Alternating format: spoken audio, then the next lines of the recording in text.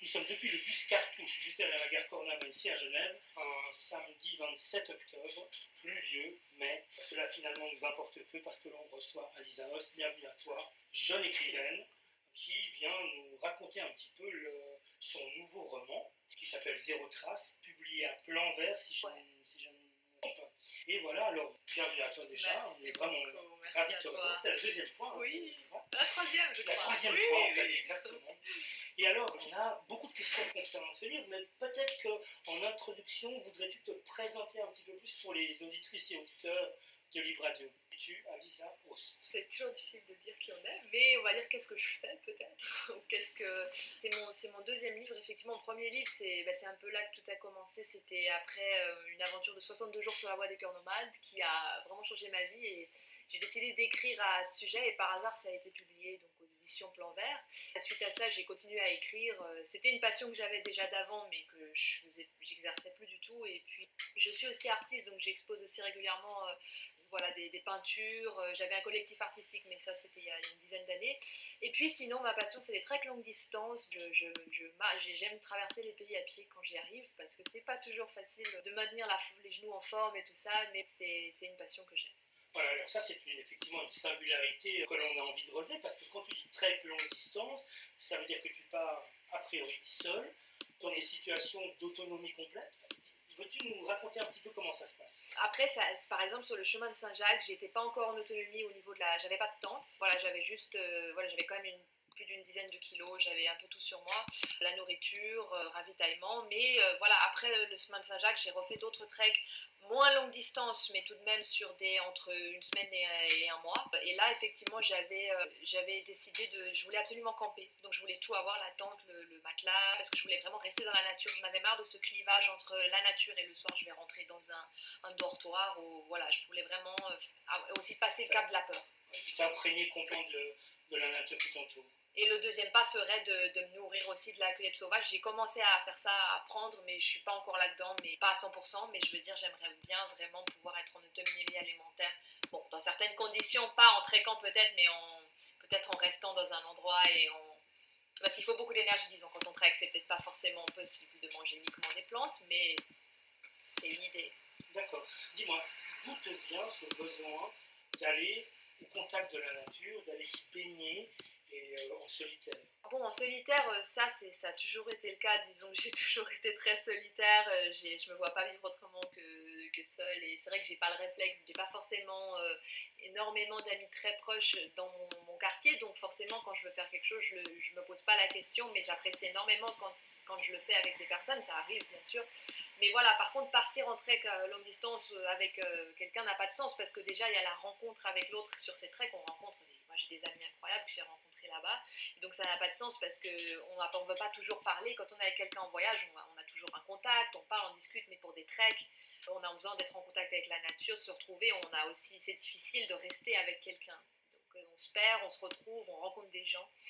Mais sinon, pour le contact de la nature, franchement, je ne sais pas. Bon, j'ai une famille qui était très axée sur l'environnement, le développement durable. J'ai beaucoup marché avec mes parents, mais pas de camping. Par contre, c'était pas du tout des campeurs, mais beaucoup de marches en montagne, beaucoup de marches voilà, dans la nature. Alors, il y a sûrement ça, j'aimais beaucoup, beaucoup. Et puis, c'est vrai que depuis le chemin de Saint-Jacques, je me suis vraiment vue vivre un rêve, partir avec mon baluchon comme quand je voulais quand j'étais gamine. C'était vraiment ça dans ma tête. Et c'est vrai que depuis, je me suis dit que je supportais vraiment plus la ville et qu'il fallait vraiment que je me mette en communion avec la nature. Tu as dit le mot peur tout à l'heure. Qu'est-ce que ça contient pour toi, ce mot peur? C'est la peur face à l'inconnu? C'est la peur de se retrouver face à soi-même? Quel type de peur? Non, c'est plutôt oui par rapport aux autres, c'est-à-dire que avant j'avais jamais campé, j'avais fait Saint-Jacques, ok, j'avais marché seule sur les routes, des fois on a peur parce qu'on se dit il y a quelqu'un qui va débarquer en voiture, au final il s'est jamais rien passé, je touche du bois, mais au final je me disais de camper ça doit être, parce qu'il y en avait qui campaient effectivement et ça doit être quand même quelque chose d'être en autonomie de logement, déjà ça enlève la question aussi, pas besoin de budget, ou c'est intéressant à ce niveau-là, mais c'était vraiment pas dans ce but-là, c'était vraiment dans le but je veux le faire, je veux oser me poser dans la nature et pas avoir peur de ce qui se passe autour. Et donc c'est vrai qu'après l'avoir fait, je trouve que ça m'a vraiment fait un déclic la première fois que je l'ai fait, effectivement, de me dire, bon, maintenant que je l'ai fait, c'est vrai qu'il y a beaucoup moins de peur, parce que quand on a l'habitude, c'est comme de marcher au bord des routes, maintenant c'est vrai que je me dis jamais on va venir m'embêter, je me dis, bon, je l'ai fait 1000 fois, ok, le sentier il suit une route, bon, route déserte.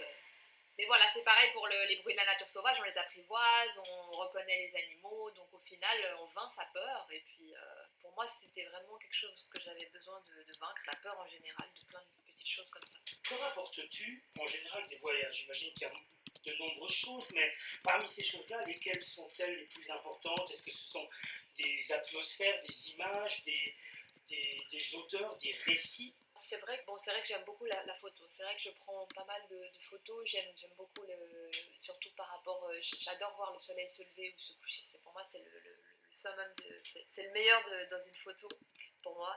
Et aussi de réussir à prendre en photo un petit écureuil ou quelque chose de très proche qu'on voit pas normalement qui fuit. Sinon, bien sûr, il y a les souvenirs. C'est surtout après qu'on se rend compte des souvenirs, des odeurs. Ils sont dans la tête et puis on se dit qu'on aimerait revenir et on rêve de ça, on rêve de revenir. Et surtout, je ramène les rencontres quand même. Malgré tout, en allant chercher la nature et le solitaire, je ramène des rencontres. C'est surtout ça. Est-ce qu'au bout du compte, c'est loin d'ici et dans des situations particulières que l'on rencontre pour de vrai autrui? Je suis sûre que j'ai l'impression que c'est très dur de faire des amis ici, mais en réalité, c'est sûrement pas à cause du fait qu'ils sont ici, c'est le contexte, c'est pas les personnes. Peut-être par exemple quelqu'un qui est mon voisin, peut-être je n'arriverais pas à créer de lien ou à m'entendre avec, mais peut-être si je le rencontrais justement sur un trek, on deviendrait les meilleurs amis du monde. C'est ça qui, effectivement, ça change tout de la personne. Ouais. Typiquement, peut-être qu'ici, les déambulations rapides, la tyrannie du temps et du rythme permettent peu que l'on puisse lier. Oui, puis on a aussi des préjugés, on voit les gens dans un bus, dans un tram, des fois on se dit oh là là, encore les mêmes gens qui nous poussent, enfin on se fait une image négative des fois des personnes rien qu'en les voyant parce que soi-même on est embêté, épuisé, fatigué. Ouais. Est-ce qu'on en ramène de ces traits également une forme de conscience, la conscience d'autrui, la conscience de notre position par rapport au monde? Je dis ça spécialement pour toi parce que tu as d'autres casquettes et notamment on s'était rencontrés pour Zéro Déchet. Ah oui. Donc on sent qu'il y a une conscience extrêmement, qu'il y a une grande conscience de ta position et ta position dans le monde. Est-ce que ça c'est quelque chose que tes voyages ont également façonné? Oui, je suis devenue assez extrémiste d'ailleurs dans l'environnement. C'est vrai que du coup j'ai tendance à me dire oh là là, il y a des gobelins plastiques, il y a ci, il y a ça. Non mais c'est vrai qu'en fait c'est surtout de se rendre compte que, c'est surtout sur le chemin Saint-Jacques, je me suis tellement rendu compte que j'étais plus heureuse parce que justement j'avais plus rien et que j'avais froid, mais j'étais juste quand même contente. Je sais pas, c'était vraiment une sensation très, très étrange. Et du coup c'est vrai qu'après quand on revient ici on voit que tout est pas naturel, et du coup on a presque l'appréhension, on se dit mais pourquoi on fait tout ça, mais pourquoi si ça, puis ça développe des comportements très environnementaux, c'est-à-dire on commence à mépriser un peu tout ce qui est pas naturel, tout ce qui est, en tout cas dans mon cas. Et puis est-ce qu'on en arrive certainement tout au long de son cheminement à réduire peut-être ces besoins qui ont pris beaucoup de place et qui n'en sont pas des besoins, qui sont des besoins artificiels, posséder de nombreuses choses, peut-être trop de choses? Ah ouais, moi c'est complètement. D'ailleurs, quand je suis revenue du chemin Saint-Jacques, j'ai changé d'appartement et j'avais plus que. D'ailleurs, encore maintenant, j'ai plus que 3 t-shirts, j'ai un studio. Enfin, mais c'est vraiment, vraiment. Pour moi, c'est un soulagement en fait, parce que le fait d'avoir trop de choses, ça m'a toujours fait peur. Bon, ça, je suis sûre que c'est peut-être propre à moi, mais ça m'a toujours fait peur. Je me suis dit, oh là là, le jour où je partirai sur ma vie nomade, qu'est-ce que j'en ferai? Et c'est comme si que je savais qu'il y a. D'ailleurs, elle est toujours peut-être pas venue cette vie, parce que j'ai quand même un appartement, hein, et puis. Mais je me suis toujours dit, qu'est-ce que je ferais de tout ça? Et j'ai toujours eu le plaisir à me séparer des choses en disant, voilà, ça je vais donner, ça je vais donner, ok, ça je vais donner. Et j'ai jamais fini de donner en fait. Et le fait de te séparer de ces choses-là, pour toi, ça c'est pas quelque chose qui te fait peur? Mais c'est le contraire, voilà, j'ai peur d'avoir trop de choses. Des fois, quand on m'offre des choses, je me dis, oh là là, mais ça, il faudra encore que je trouve où le mettre parce que je veux pas le jeter. Mais en même temps, si je le donne, personne ne voudra de ce truc. Mais moi, je m'en sers pas et c'est quelque chose qu'on m'a donné vraiment juste parce que la personne pensait qu'il fallait qu'il me donne un cadeau. Mais au final, bon, il y a des cadeaux qui sont très beaux, cela dit, mais il y a aussi des cadeaux inutiles que, voilà, on a parce que la personne se sentait obligée pour diverses occasions. Et effectivement, au final, moi, ça me fait plutôt peur d'avoir trop, même la nourriture. Ça, je me rappelle un jour, j'avais j'avais une colocataire, ce qui est pas courant, mais pendant 2 mois, parce que j'avais soulevé mon appart et après on avait cohabité 2 petits mois, et puis elle c'est le contraire, il fallait qu'elle remplisse la nourriture dans les placards, et moi je lui dis ça me fait peur parce que je me dis si je mange pas tout et que ça périme, elle avait l'effet inverse, ça lui faisait peur de rien avoir dans les placards, et donc c'est marrant parce que voilà, on avait vraiment l'extrême inverse. Alors encore, si tu es d'accord, quelques questions oui, bien pour sûr. tracer les contours de ta personnalité, parce que selon moi, ça importe beaucoup dans la rédaction. Ensuite, donc tu es d'accord qu'on continue encore 2-3 petites questions, puis ensuite on en a rigolé. On va faire vite parce qu'après tu es occupé. Non, mais en fait, je crois que là, c'est pas si critique. Je prends le temps, c'est bon. Caro, n'hésite pas à intervenir si les questions sont gérées, n'hésite pas. Quelle serait l'étape après l'appartement? Parce que tu as dit, voilà, j'ai encore un appartement. Alors, est-ce que tu habites certaines idées sur le après? Ouais.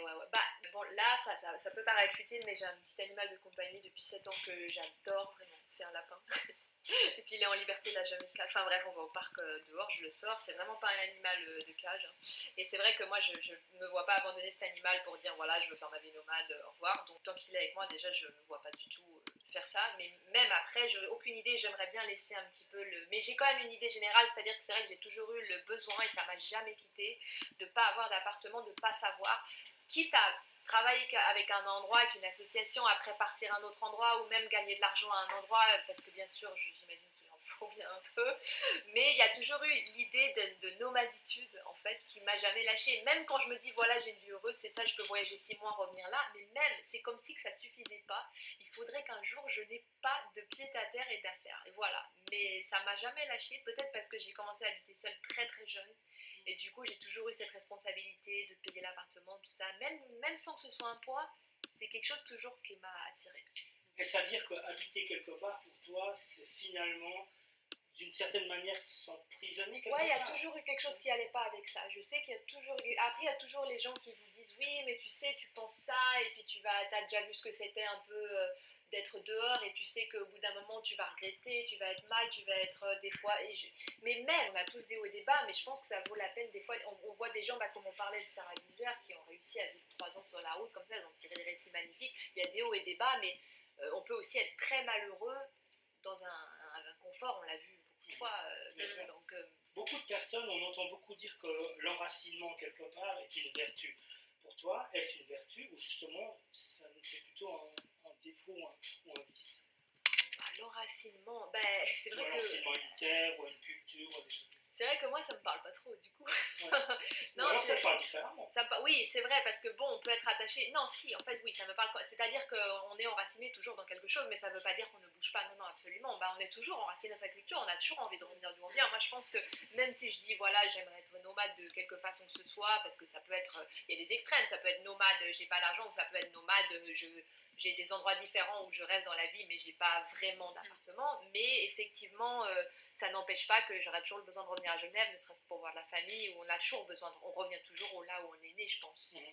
Alors justement, quand tu pars, que ce soit pour un trek ou pour d'autres choses, quand tu pars loin ou dans des endroits qui sont extrêmement différents, quelles sont les premières choses qui te manquent? Est-ce que ce sont certains individus? Est-ce que ce sont certaines couleurs? Est-ce que par exemple c'est le vert d'une plaine verdoyante quelque part au Lavaux? Voilà, quelles sont les choses qui te manquent avant tout? Quand je suis pas ici? Voilà, quand tu quittes un moment. C'est une bonne question. Mon lapin. Non, mais voilà. C'est un oui. Non, mais en fait, ce qui peut me manquer... Bon, je suis pas sûre. Bien sûr, ma famille me manque, mais je sais que je vais les revoir, donc du coup, ça me manque pas dans le sens... je crois pas que j'ai un manque des gens, parce que je sais que je vais les revoir. Voilà, pareil pour le lapin, mais je veux dire... Mais par contre, peut-être ça me manque... Des fois, il y a des petits éléments de routine qui sont sympas, on aime bien faire ça le matin, c'est vrai que des fois, ça manque parce qu'il faut un temps d'adaptation, mais ça manque aussi beaucoup quand on revient, le contraire. Ce qu'on faisait, justement, je crois que ça, c'est pire quand même.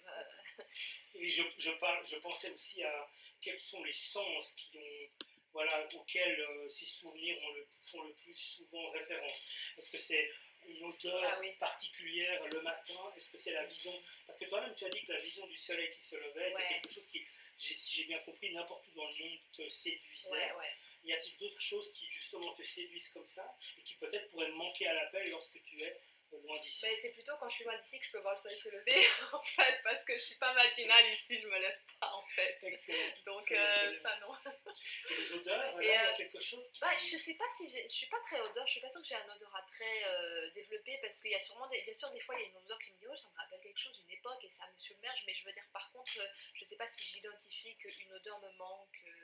D'accord, parce que les lapins, je crois que... Alors j'ai viens d'y penser au lapin, mais le lapin il sent très bon, mais vraiment hein, c'est incroyable, c'est comme les chats, c'est-à-dire qu'ils se lavent, ils ont quelque chose dans la salive et ça fait qu'ils sentent vraiment bon. Et puis eux-mêmes, ont Alors un odorat, ouais. ça je sais pas. Oui, ah oui, eux ils ont un odorat, Ils ont un odorat particulier. Ouais. Non, alors lui peut-être son odeur me manque effectivement parce que vraiment quand on lui fait un bisou, il a une bonne odeur. C'est vrai, non ça c'est vrai, c'est un bon exemple. Alors venons en voyage, juste avant encore, dernière question avant qu'on parle plutôt du livre. Qu'est-ce qui est compliqué, long ou éventuellement fastidieux lorsqu'un trek a lieu? Est-ce que c'est la partie physique du trek, parce que des fois on y souffre, le moment où on n'est pas bien lors d'un trek, la mauvaise rencontre, la mésaventure? Est-ce que ce sont les préparatifs, parce qu'il ne faut rien oublier, il faut tester le matériel, il faut trouver le bon matériel? Ou est-ce que c'est le retour? Parce que le retour, eh bien, à un moment donné, on s'aperçoit qu'on n'est plus en voyage, et qu'il y a peut-être une baisse de tension à ce moment-là. Ou est-ce que c'est un petit peu les trois? À toi la parole. C'est vrai que le départ, c'est excitant parce j'aime bien préparer les choses, moi j'aime bien préparer le matériel, mais bon, c'est vrai qu'après, les derniers jours, ça devient très stressant parce qu'on sait qu'on va oublier des choses et qu'on va finir par se dire, oh là là, que finalement, ça va pas aller. Mais bon, ça va. Mais non, je pense que c'est plus, on anticipe la peur avant de partir, c'est-à-dire je me dis, et peut-être je redoute une partie du trek que j'ai vu sur une carte, ou peut-être je redoute ce que j'ai entendu sur internet, mais c'est avant que je vais le redouter. Sur le moment, forcément, c'est toujours moins. C'est comme des fois, on peut marcher dans la rue, on peut se dire oh là là, je me suis un peu tordu le bras et on va faire tout un fromage, alors qu'en fait, sur un trek, j'ai tellement l'habitude de me tordre tout qu'au final, je vais même pas prêter attention à toutes mes douleurs. Je te dis qu'ici, je vais peut-être y prêter attention parce que j'ai rien d'autre à penser, et du coup, voilà. Mais c'est vrai qu'avant, il y a plus de peur, d'anticipation. Et bien sûr, le retour, ça dépend. Il peut être agréable dans le sens où on peut dire ah voilà, maintenant c'est fait, je suis contente de l'avoir fait. Ou il peut être effectivement après quelques semaines avoir un contre-coup et un peu de dépression. Mais c'est vrai qu'au début, non, je pense que c'est pas si mal de rentrer d'un trek quand le retour était planifié de toute façon. Donc voilà. D'accord. Quelle est la part de stratégie que l'on met en place et quelle est la part d'impondérable? Est-ce qu'il y a un réel déséquilibre ou est-ce qu'avec, quand même, en mettant en place une stratégie, comme tu l'as dit, et l'expérience qui est la tienne, eh bien on arrive quand même à ceindre ou à, disons, garder sous contrôle d'une certaine manière les impondérables ou pas? C'est vrai que plus je vieillis, moins je planifie. C'est-à-dire qu'avant, sur le chemin de Saint-Jacques, je voulais absolument regarder dans le livre oh, il faut que je dorme là, parce que sinon j'ai peur de ne pas trouver. Mais c'est vrai que là, par exemple, dans les Pyrénées cet été, j'avais aucune idée, même de la durée du. Bon, j'espérais que ça durait pas trop plus de 2 mois. Enfin voilà, il n'y avait pas du tout de calculation de où j'allais dormir, parce que surtout que j'avais la tente, mais même des fois il y a des coins où c'est un peu repéré pour. On sait qu'il y a des gens qui aiment dormir à cet endroit et c'est indiqué, mais non, j'avais pas du tout pensé à ça. De plus en plus, c'est de plus en plus, ouais. Et puis aussi, il y a des problèmes de visa. De visa. Ouais, si par exemple tu vas de la Chine au Népal, etc. Non, mais j'ai pas fait ça. Non, en fait, moi, c'est vrai que les treks. Bon, au Népal, c'était le seul trek qui était pas. C'était pas vraiment intensif. J'ai pas traversé des pays, je suis pas allée en altitude. Sinon, ce que j'ai fait, c'était en Islande, donc il n'y avait pas du tout de soucis. Et sinon, c'était majoritairement en France, en fait, sur la chaîne des Pyrénées, l'Espagne, pardon, France et Espagne encore plus que France, mais du coup pas encore. Okay, mais j'aimerais peut-être, sûrement. Puis est-ce qu'il y a des récits dans lesquels tu retrouves, par exemple, le Clésieux qui parle énormément de voyage, d'odeur, de... Ouais. Ah ouais, non, c'est magique. Tu veux dire que je me retrouve dans des récits que j'ai lus avant? Voilà, ouais. Ah, tu t'identifies dans les écrits de voyage, Nicolas Bouvier. Oui, aussi j'ai beaucoup lu Sarah Marquis. Ok. Et ouais, effectivement, c'est vrai que je me dis des fois que non, je me rappelle de passages, ça peut arriver effectivement. Mais c'est vrai que quand je marche, c'est comme si je pensais peu à ce que j'avais. Il y a beaucoup de. Parce qu'il y a aussi beaucoup, par exemple, le soir, il y a beaucoup de peur de où je vais dormir. Donc finalement, c'est vrai qu'en plus, je peux pas lire parce que le sac est déjà lourd. Donc c'est vrai que je m'éloigne un peu de. Je suis pas sûre que je pense vraiment à tout ce que j'ai lu pendant. Plutôt après, je dirais, ouais. Y a-t-il déjà des lieux auxquels tu as envie de retourner, des lieux particulièrement magiques. Tu as dit l'Islande est connue pour des paysages incroyables, ces geysers qui surgissent. Alors voilà, y a-t-il déjà pour toi des lieux qui sont particulièrement beaux et que tu risques de retourner voir? Oui, pour moi d'ailleurs, je suis en train d'écrire un autre roman qui se passe en Islande. Parce que ça m'a vraiment marqué l'Islande. Parce que, je sais pas, quand je suis arrivée là-bas, c'était vraiment un autre monde. C'était vraiment. Déjà, les paysages, oui, c'est vrai que je m'y attendais pas. C'est vraiment. Ouais, c'est complètement autre chose. C'est comme si que même les nuages et le ciel étaient différents. Enfin, c'est complètement autre chose. C'est lunaire, en fait. C'est vraiment. On a l'impression, surtout sur le trek que j'avais fait, la partie que j'avais traversée, c'était vraiment. J'avais l'impression qu'il y avait les dinosaures qui allaient surgir du détour d'une montagne, quoi. Ça ressemblait à rien que j'avais vu.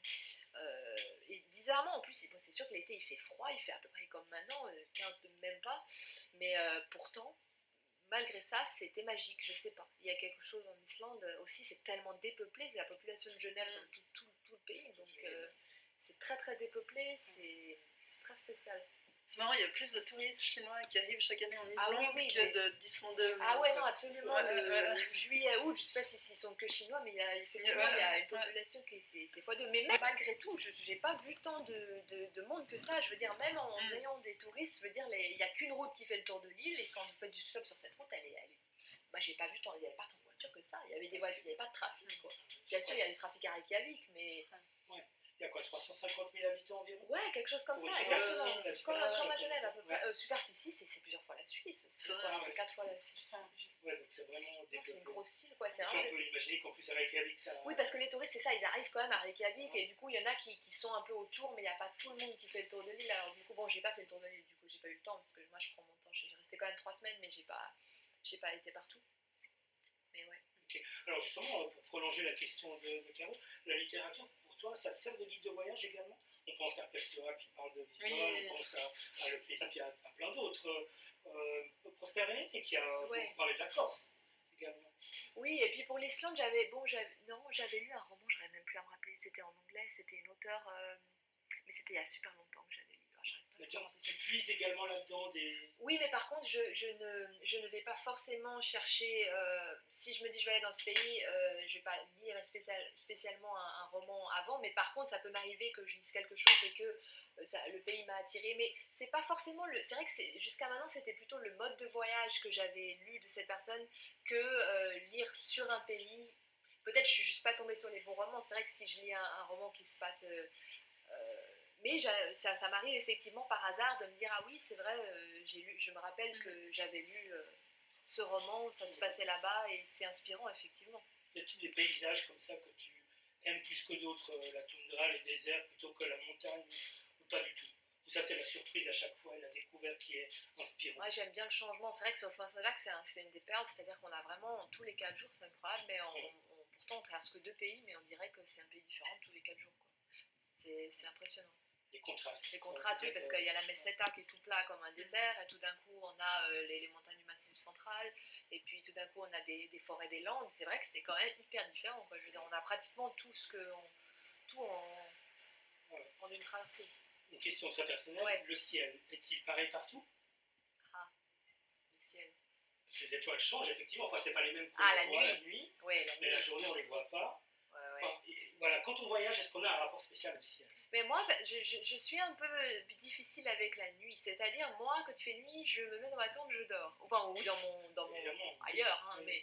Mais c'est vrai que je suis pas du genre à regarder. J'aimerais beaucoup, mais je sais pas, il y a comme une démotivation la nuit. J'ai plus envie d'écouter de musique. J'ai une démotivation du soir. Mais je pense que ça vient du rythme de randonneur en campement. Parce que quand on a envie de planter la tente avant la nuit, on se met dans la tente et voilà. Et on attend que le jour se lève. Et c'est vrai qu'en Islande, il faisait tout le temps le jour, donc il y avait un peu plus de... Ça, c'était un peu plus intéressant pour moi, parce que c'est vrai que je suis pas de la nuit. Mais alors, par exemple, le grand nord, les aurores boréales. Alors j'aurais bien voulu voir par contre, mais c'était... Bon, j'aurais pas pu les voir, c'était l'été quand j'étais en Islande, donc il n'y a pas de ciel noir, enfin il n'y a pas de nuit. Mais par contre, oui, non, bien sûr, ce serait génial de voir ça. Il faudrait juste que je sois un peu motivée à rester debout. Mais c'est bien, c'est-à-dire qu'il te reste encore plein de belles choses à découvrir. Oui. Voilà. Ça, c'est bien des fois de se dire, on a tellement envie que le jour se lève qu'après on est super content. C'est vrai, Et puis la journée, on est, j'imagine, tellement stimulé par tout ce que l'on voit que la nuit, eh bien, on a peut-être peut-être envie de revisiter ça en forme de rêve, et en tout cas de ne plus être stimulé du tout et d'être dans sa coquille. Ouais, puis on a surtout envie de réussir à se réveiller correctement pour pouvoir repartir de là où on est, parce qu'on peut pas toujours rester toujours là où on est, selon alors, si c'est... Écoute, avant qu'on parle effectivement du livre, encore deux petites questions, et c'est concernant justement la rudesse du climat. Par exemple, qu'est-ce qu'on doit impérativement avoir dans son sac quand on est en trek comme ça, dans le sens où on peut affronter des fois des grands froids, de la neige, on peut tomber malade, on peut se blesser. Alors pour moi, déjà le filtre à eau est super important, comme ça, voilà, manque d'eau. Normalement, on peut même filtrer l'eau d'une flaque d'eau. Bon, moi, je suis des rivières en principe. Ces petits filtres à eau Sawyer que j'ai, c'est pas des produits du tout chimiques, hein, c'est vraiment un filtre qui fait que 99% des bactéries qui se nettoient. Et après, ben oui, pour le froid, c'est vrai qu'il faut toujours avoir un survêtement thermique, ça c'est super important. Bon, bien sûr, il y a des fois où on n'en aura pas besoin si on est vraiment sûr d'aller dans un désert à 35 degrés, mais voilà, ça j'aurais super peur de ne pas l'avoir, d'avoir un bon sac de couchage, parce que si le sac de couchage, aussi, hein, il y a un sac de compression étanche que j'ai, parce que c'est vrai que si par hasard le sac de couchage venait être mouillé, on ne pourrait pas passer la nuit, ça serait grave. Bon, selon où on est, on pourrait finir dans un hôtel, mais voilà. Mais effectivement, d'avoir aussi la bonne cape de pluie, du coup, ça va avec. Parce que voilà, on ne veut pas que le buste soit mouillé pour ne pas trembler de froid. Les jambes, c'est pas grave. Les pieds, c'est pas trop grave, mais voilà, c'est le buste. Médicaments, quand même, un petit antibiotique large spectre, ça quand même. Non, moi, alors je sais, on me traitait de folle sur le trek parce que j'avais pas trop sa pharmacie. J'avais rien du tout, en fait. J'étais dans le mode non médicaments. Mais je crois que j'avais quelques sparadrap.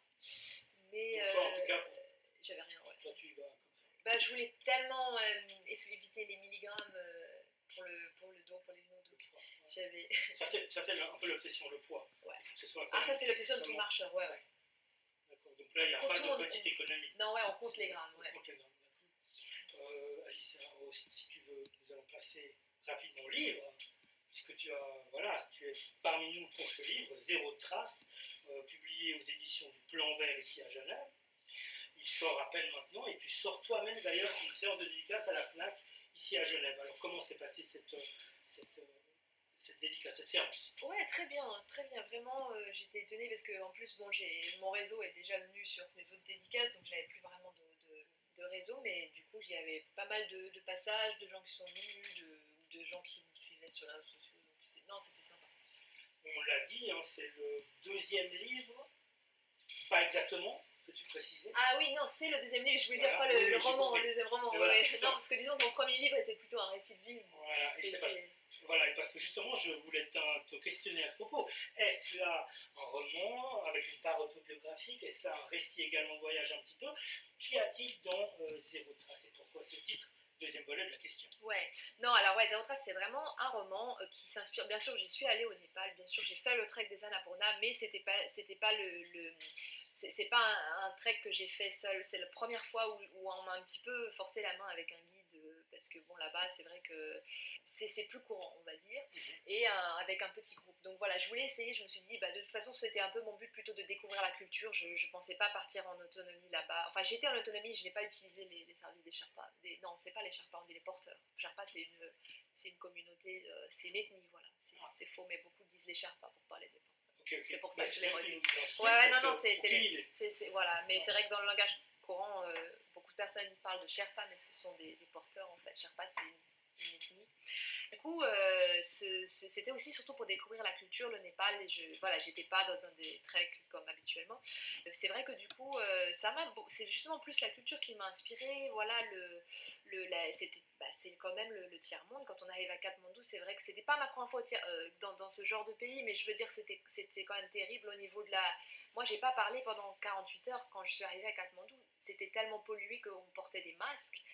Je veux dire, pour traverser une rue, on peut attendre, si on n'est pas avec quelqu'un du coin, on peut attendre une journée. Parce que ça passe, c'est de la pollution. Enfin, c'est quelque chose de tellement difficile à vivre. Moi, je trouve, franchement, ça m'a vraiment... Surtout quand tu penses un peu...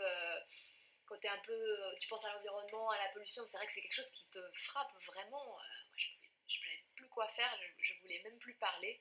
Ça, c'est la Katmandou? Ouais.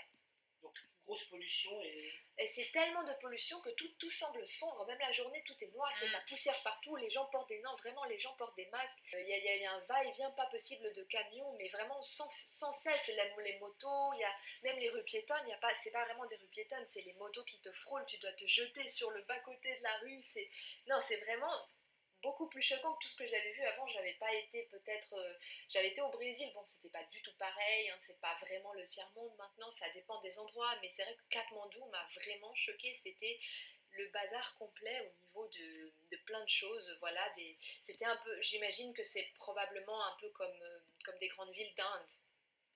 Et bon, mais du coup après, je suis partie donc à Pokhara, une autre ville qui est beaucoup plus tranquille, pas loin bon, malheureusement aussi beaucoup plus touristique, donc un peu avec moins de charme quand même, c'est moins authentique parce qu'il y a beaucoup de magasins un peu pour les treks.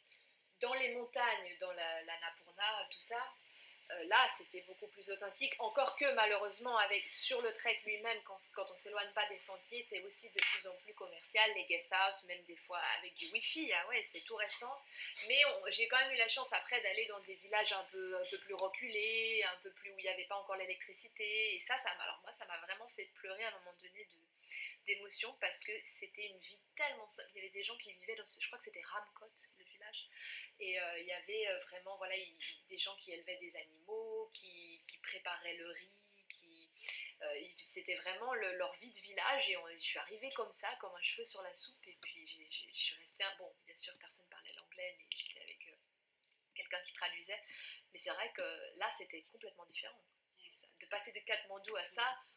Et là, à quel moment t'es venue l'idée du livre? Est-ce que tu es partie avec cette idée-là quelque part qui t'habitait, ou pas du tout? Non.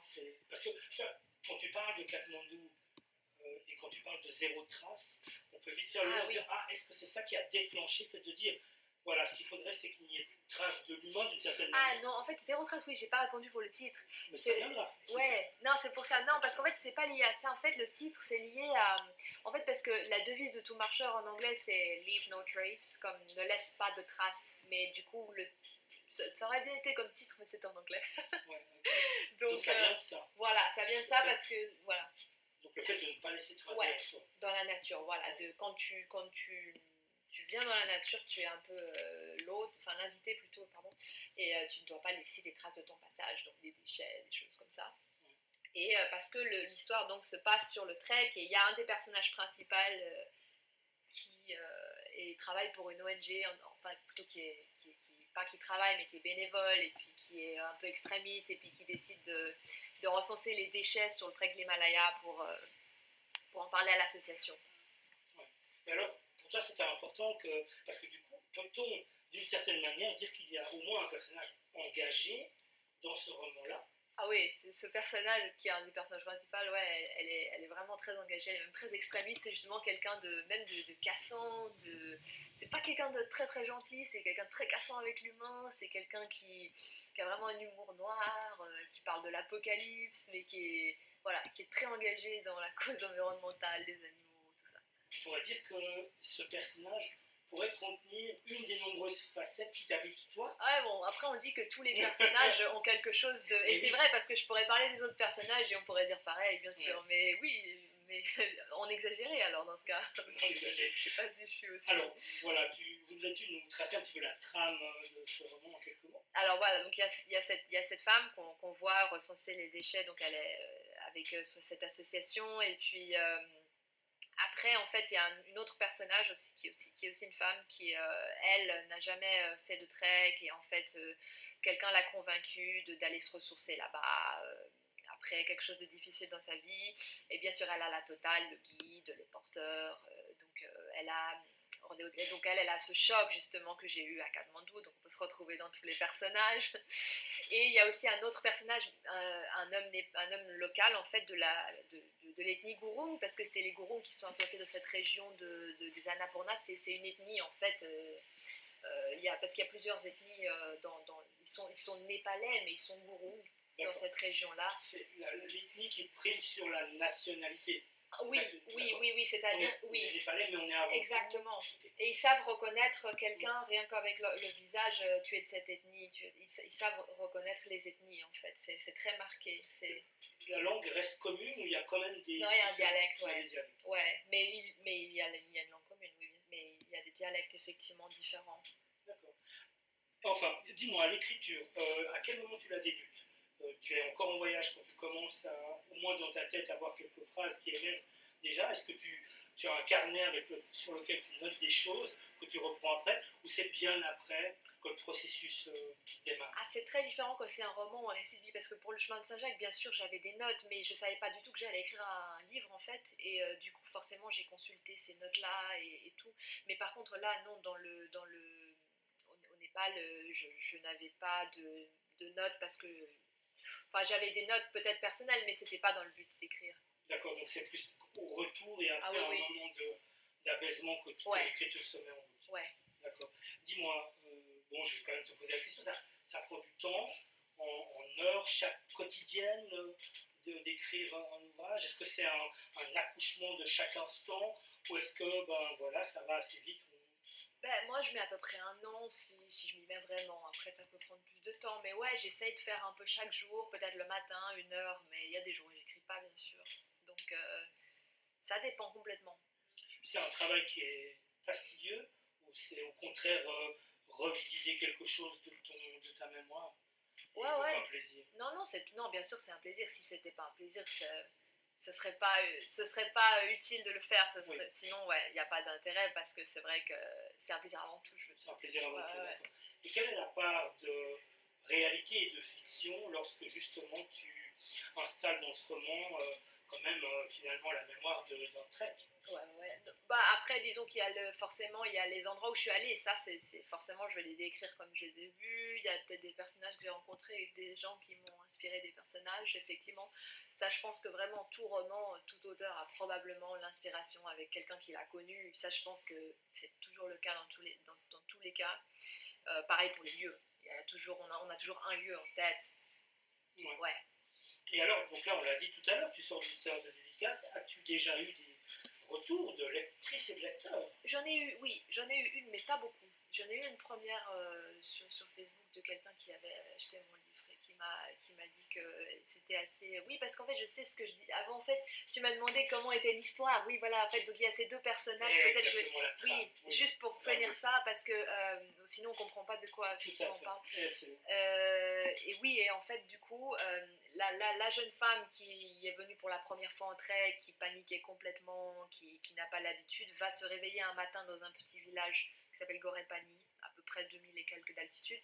Il n'y aura plus personne, plus de guide, plus personne dans la guest house, plus personne dans le village. Elle ne va trouver plus aucune présence animale ou humaine, rien, plus de poules, plus de... Voilà. Et donc elle va pas être capable de par elle-même partir elle va finir par le faire au bout d'un jour parce qu'elle va plus pouvoir rester par elle-même toute seule dans la guest house. Donc elle fait un bout de chemin, elle rencontre l'autre personnage, donc la rebelle, la militante, l'extrémiste, qui va pas la croire au début, puis finalement elle va commencer à lancer des théories apocalyptiques, à la faire flipper, elle, ça lui fait plaisir, ok, il n'y a plus personne, les humains sont plus là, et finalement ensemble elles vont essayer de revenir vers la ville, et elles vont rencontrer ce troisième personnage qui est Gurung, qui est un homme du coin, qui a une guest house, enfin qui avait, je me souviens même plus ce que j'ai dit. Enfin voilà, et après l'histoire continue comme ça.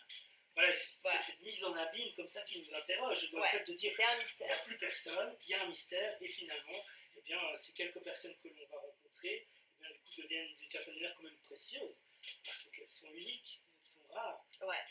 Très bien, très bien. C'est ça. On se réjouit de lire tout ça. Dis-moi, d'autres moments de lecture sont-ils prévus? Est-ce que, voilà, quand on fait la promotion d'une certaine manière d'un livre, comment est-ce que ça se passe? Tu vas un petit peu aller dans des librairies ou voilà, est-ce qu'il y a une stratégie là derrière? Oui, alors j'ai eu un message qui était la librairie du Vent des Routes et après j'ai beaucoup de dédicaces dans les FNAC et sinon je vais il y a un brunch culturel qui va être prévu à Mérin dans le nouveau écoquartier, c'est oui voilà au Verger dans le Tea Room Explorateur je crois. Oui, tout à fait. C'est nouveau, voilà.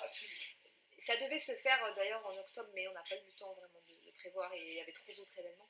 Mais du coup, ça va se faire. Et sinon, après, je sais pas. Il y a toujours des choses qui apparaissent comme ça, sur la route, voilà. Mais oui, c'est comme ça, c'est une aventure. Exactement. Comment est-ce qu'on peut déjà un petit peu lire la quatrième de Proust, toutes ces choses-là? Y a-t-il un site internet dédié? Ah, il y a mon site internet, il y a toujours les informations sur donc www.lhost.ch et puis je suis sur les réseaux sociaux tout de même.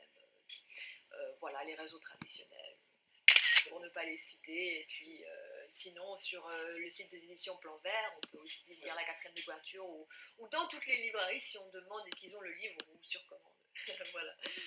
On arrive doucement au terme de l'entretien, donc il y a aussi une question sur n'hésite pas. J'aurais encore moi une question concernant la relation, parce que quelle est la part dans une relation autrice et éditeur-éditrice, comment est-ce que ça se passe? C'est la deuxième fois que tu es édité au Plan Vert, si je ne me trompe pas. Comment ça se passe? Ça va bien? Il y a quand même une collaboration, ou bien on se voit au moment où on donne le manuscrit? Quels sont le processus et les procédures? Non, on se voit beaucoup parce que déjà il y a beaucoup de salons. Oui, c'est vrai que j'ai oublié de le préciser. Il y a le salon des petits éditeurs qui est le 10 novembre. Et il y a le salon, je crois que c'est un salon en France du Grand Genève, vers le Salève, au Pommier. Et donc voilà, ça c'est aussi, sauf erreur, le 28, le dimanche novembre, voilà, en novembre. Donc il y a beaucoup de salons en fait, c'est ça, il y a beaucoup d'événements. Et mais non, du coup, il y a quand même. Et puis l'éditeur a un bureau pas loin de là où je vais tous les jours un peu pour donner des cours. Donc du coup, ça m'arrive de venir chercher des livres. Donc non, il y a vraiment une relation. Il y a une relation comme ça, des idées qui sont fortes. Ouais, absolument. Et la suite, alors, tu as dit que déjà un troisième livre surgit dans ton esprit. J'essaye toujours parce que si on se met pas à écrire aussi quand on avait les idées au bout d'un moment, mais ça prend déjà tellement de temps que c'est quand même bien quand on a une idée de le faire, quoi, plutôt que d'attendre d'en avoir une autre, parce que c'est vrai que l'Islande m'a vraiment inspirée et puis j'ai vraiment eu envie d'écrire un autre roman qui se passe là-bas. D'accord. Avec une part là aussi de récits de science-fiction et d'aventure. Ouais, il y a toujours un peu l'histoire effectivement du vécu, parce que moi c'est vrai qu'un peu avec les livres je m'éloigne jamais de ces histoires de trek, d'environnement, mais c'est vrai que moi j'ai aussi un peu le rêve un jour de réussir à faire un autre trek beaucoup plus long et d'en tirer un récit. C'est vrai que j'aime beaucoup écrire des romans, mais j'aimerais aussi écrire un récit, mais ça il faut vraiment, voilà, pour moi écrire un récit ça se fait pas pour juste une aventure de 2 semaines, il faut vraiment que j'aie vécu quelque chose, que j'ai... Ouais, que j'ai beaucoup à dire. Pierre, une question? Non. Alors moi j'en ai encore 2 petites rapidement. Ouais, pas de soucis, non, pas de soucis. Parce que je sais que tu es... Voilà, non, pas de soucis, allez. Alors, le ou les meilleurs moments pour écrire, quels sont-ils? Pour moi, j'aime bien écrire le matin parce que du coup, j'ai juste à me réveiller et puis à écrire. Du coup, j'ai pas besoin de changer d'endroit. Du coup, je sais que je vais le faire. Parce que c'est pas comme si pour peindre, je dois installer le chevalet, comme ça. Donc, le soir, c'est mieux, mais le matin, je peux écrire. Comme je suis pas vraiment du matin, je travaille pas le matin, donc voilà. C'est une contrainte, il faut physiquement te dire que voilà, je me mets là et puis j'écris comme ça? Ou bien c'est un petit peu comme ça à la fraîche? Non, j'ai pas besoin d'un lieu précis. Moi, je pourrais écrire n'importe où. C'est vrai, il y a des gens, ils me demandent souvent, mais c'est vrai que moi, je pourrais même mettre, je sais pas, si je devais passer 5 jours enfermée, je me dirais, cool, je vais faire que écrire, quoi. Même si j'étais dans une cellule trop moche, je veux dire, justement, je serais bien créative, justement, puis j'aurais rien d'autre à faire, ce serait même encore mieux. Parce que si j'ai un beau paysage devant moi, je vais vouloir le prendre en photo ou me marcher. Très bien, oui. Et alors, dernière question, de ton point de vue, comment va le monde? Puisque voilà, tu en as vu une certaine partie quand même, et on l'a dit tout à l'heure que tu avais des contrastes. Alors est-ce qu'effectivement les phénomènes d'entropie, le phénomène de réchauffement climatique, il y a des collapsologues maintenant même, un courant comme ça qui dit on est trop tard, on va dans le mur même si on arrête tout. Voilà, de ton point de vue, comment va le monde? On a quand même des raisons d'être optimiste et émerveillé. Moi déjà il y a une chose, c'est que je sais bien que malgré toutes les convictions que j'ai, je ne sais pas tout. Et d'ailleurs personne ne sait tout. Je veux dire, j'ai pas suffisamment étudié les choses pour dire qu'on est récupérable ou pas. Ça, je sais des fois qu'il me manque beaucoup. Je sens que j'ai des grosses lacunes dans plein de choses. Je veux dire, j'ai pas tout étudié. J'ai même pas étudié beaucoup en général. Je veux dire, je connais pas tout sur le monde, bien sûr. Mais par contre, c'est sûr que moi, je suis convaincue qu'effectivement, ce qu'on fait, la plupart des choses va vraiment nous mener droit au mur. Vraiment, je veux dire, je pense pas que.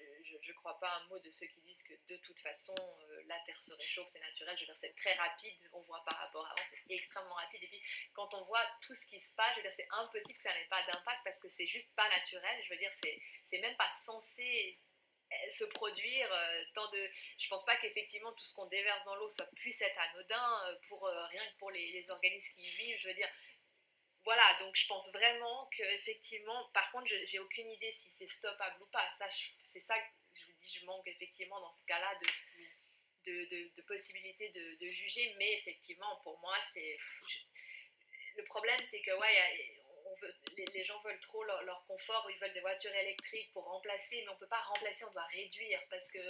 Donc voilà, donc le problème, c'est la mentalité, le problème, c'est que voilà, il faudrait vraiment un gros changement, mais ça, c'est les lobbies, les gouvernements, donc je sais pas si. Puis en plus, les gens, ils se rebellent pas tant que ça contre, donc ça fait un cercle vicieux. Donc non seulement il n'y a pas assez de rébellion, et en plus, on sait très bien que ceux qui décident, ils décident. Donc c'est difficile. Mais quand même, il y a quand même quand même une grosse mobilisation par rapport à il y a une vingtaine d'années. Il y a quand même beaucoup plus de conscience.